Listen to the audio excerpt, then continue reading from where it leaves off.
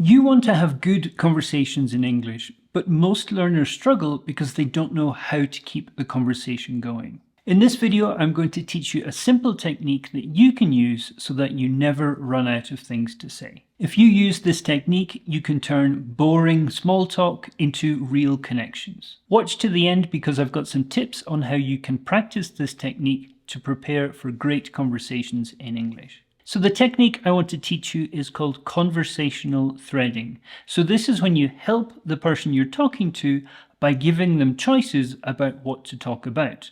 You create threads when you speak, and this allows you to keep the conversation going. When someone asks you a question, don't give a short, one-word answer.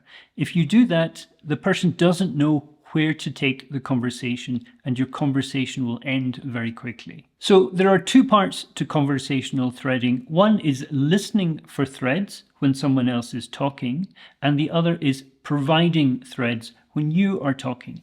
Both are important for successful conversations. So let's look at listening for threads. When someone is speaking, you need to listen carefully for those threads that you can follow up on. So remember, a thread is just a piece of information that you can ask about. So if somebody says, I'm a teacher in London, don't just stop the conversation there. You've actually got two threads that you can follow. So one is teaching and the other is London. So you could ask simple questions like, what do you enjoy about teaching? Or what's your favorite thing about living in London? Now, both of those questions are open-ended questions. They cannot be answered with a simple yes or no.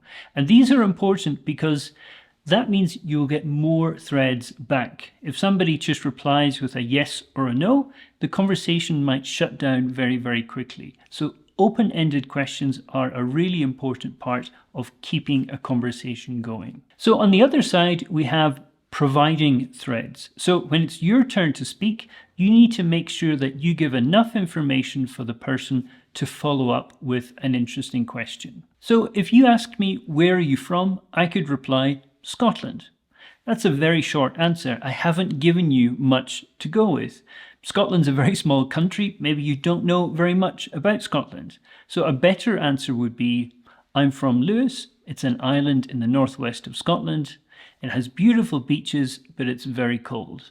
I enjoy being by the sea because I love nature and photography. Now, that is a long answer to a short question, but what I've done is I've given you many threads to choose from, okay? So you could ask me about Scotland, you could ask me about living on an island, you could ask me about the beaches, photography, nature, the cold weather. There are many choices for you. I have made it much easier for you to continue this conversation. And importantly, I have shown you that I'm interested in talking, okay? I've given you all this information because I'm interested in keeping this conversation going. A short one-word answer might make you feel that I don't want to talk to you.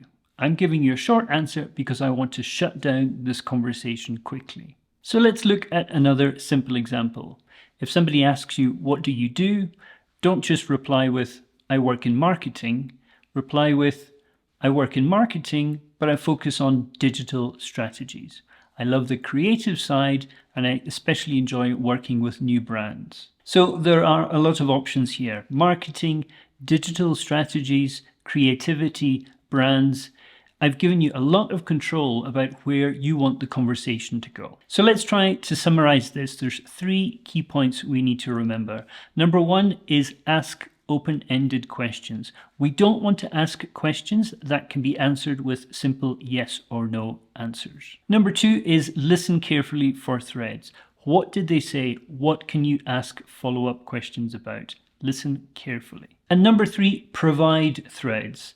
Okay, you don't need to talk for 20 minutes, but you do need to give them a few different options. And remember, this shows that you are interested in keeping this conversation going. If you can do these 3 things, then you are never going to run out of things to talk about. If you want more strategies for improving your English conversation, hit the subscribe button. I've got more practical tips coming your way.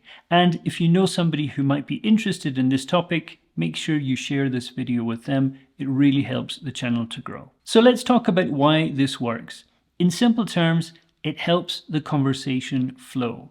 You're not sitting there stuck wondering about what to say next. You've got options, you know where you can take the conversation. And the best part is, the more threads that you create, the easier it is to find connections with the person you're talking to.